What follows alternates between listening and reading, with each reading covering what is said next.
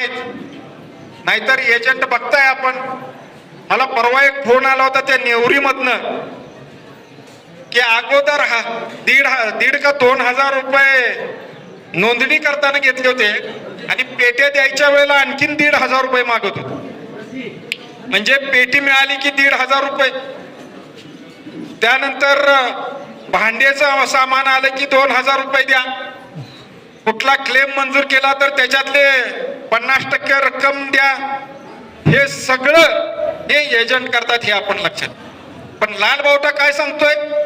लाल बावटा सांगतोय की तुम्ही युनियनची फी भरा. युनियनची फी भरली की पुढची जबाबदारी आमची.